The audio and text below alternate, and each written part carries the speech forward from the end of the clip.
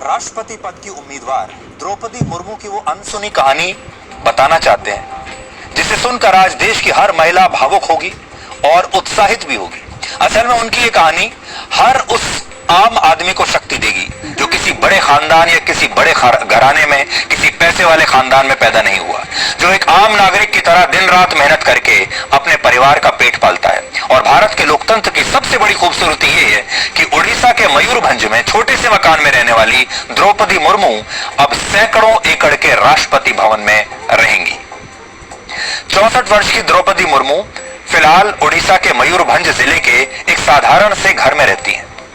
2 मंजिल के इस घर में 6 कमरे हैं और ये घर किसी वीवीआईपी इलाके में नहीं है, बल्कि ये घर एक साधारण से रिहायशी इलाके में है जहां ज्यादातर मध्यम वर्गीय परिवार रहते हैं।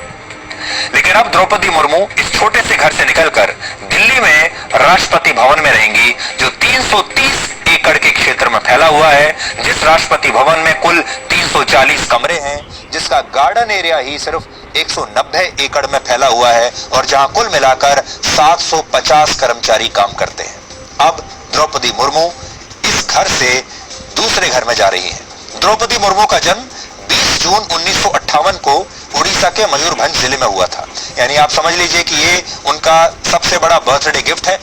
20 जून को उनका जन्मदिन था और 21 जून को उनके राष्ट्रपति पद के उम्मीदवार बनने का ऐलान हो गया। दिलचस्प बात यह है कि अगर वो राष्ट्रपति का चुनाव जीत जाती हैं तो वो देश की पहली ऐसी राष्ट्रपति बन जाएंगी जिनका जन्म आजादी के बाद हुआ है, यानी जिनकी जो उम्र है वो आजाद भारत से कम है। इससे पहले नरेंद्र मोदी वर्ष 2014 में देश के पहले ऐसे प्रधानमंत्री बने थे जिनका जन्म आजादी के बाद हुआ था।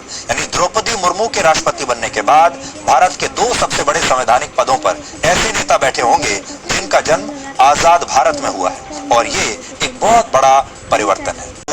और वहां मौजूद पुजारियों और आम लोगों से वैसे ही बात की जैसे हमेशा से करती है।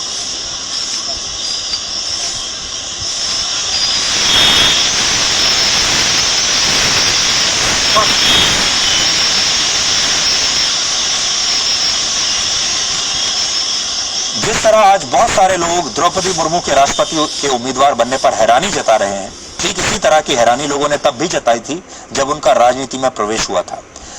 असल में भुवनेश्वर के रमा देवी महिला कॉलेज से ग्रेजुएशन की पढ़ाई पूरी की। इसके बाद उनके करियर की पहली नौकरी एक क्लर्क के तौर पर थी। द्रौपदी मुर्मू ने अपने करियर की शुरुआत उड़ीसा सरकार के सिंचाई विभाग में एक क्लर्क के तौर पर की थी। हालांकि इसके बाद उन्होंने नौकरी बदली और फिर वो एक कॉलेज में असिस्टेंट प्रोफेसर बनकर छात्रों को पढ़ाने लगी। यानी पहले क्लर्क रही, इसके बाद शिक्षक बन गई और फिर उनके जीवन में एक बड़ा टर्निंग पॉइंट आया जब वर्ष 1997 में मयूरभंज से वार्ड परिषद बनी। यानी वार्ड पार्षद का चुनाव उन्होंने लड़ा और पार्षद बन भी गई।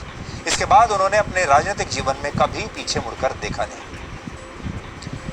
वो 2 बार उड़ीसा से विधायक बनी और 2000 से 2004 तक उड़ीसा की सरकार में राज्य मंत्री रही।